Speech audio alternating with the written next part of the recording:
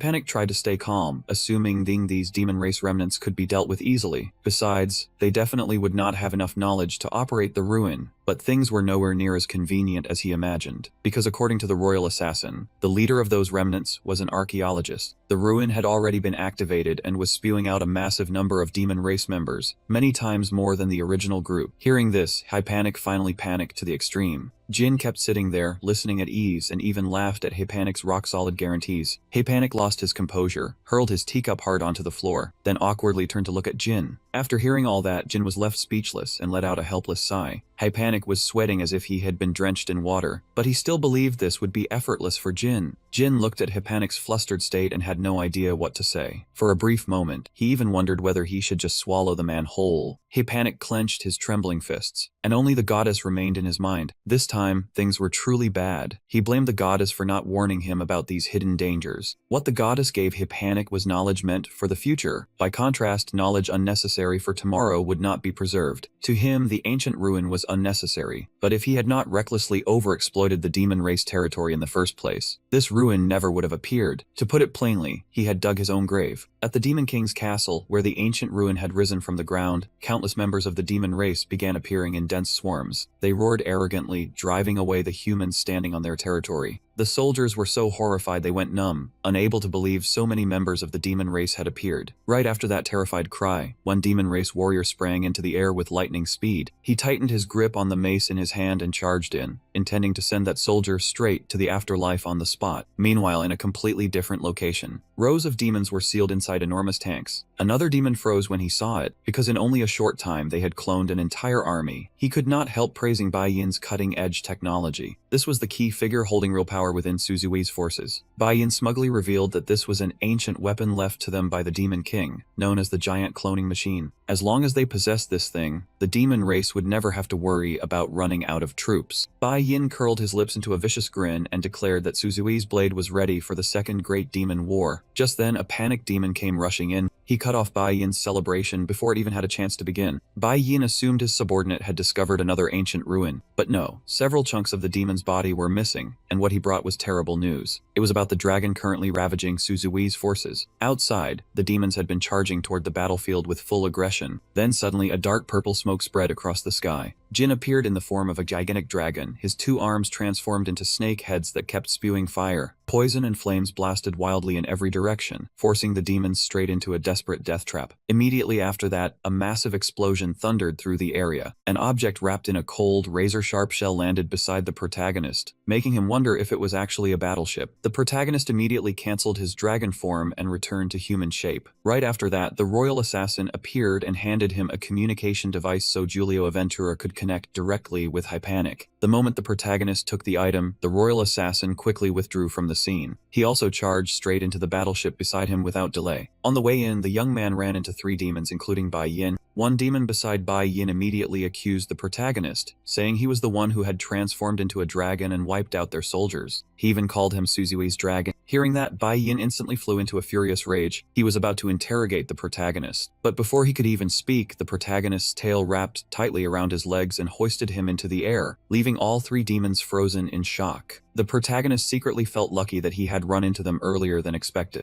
He did not hesitate and immediately activated his transformation. Before long, the two demon underlings had been sent straight to the afterlife by the protagonist. Bai Yin received special treatment. The protagonist swallowed him whole, and his memories began flooding into the protagonist's mind. Thanks to that massive amount of information, he quickly identified the exact place he needed to go. As soon as he reached the laboratory, the protagonist saw rows of demons soaking inside large tanks. He immediately realized this was cloning technology, a form of science that did not belong to this other world at all. The protagonist continued sneaking into the room next door. He easily tore the door open with his bare hands. The reinforced door was ripped apart, revealing countless advanced machines inside. He felt that this place did not resemble an ordinary ancient ruin. On the contrary, it felt more like technology from Earth. The protagonist quickly noticed a small screen nearby. Everything displayed on it was in English. He tried entering data, but it failed. Suddenly, the protagonist realized this situation felt very similar to his days on Earth, when he had plenty of experience dealing with systems like this. He just never expected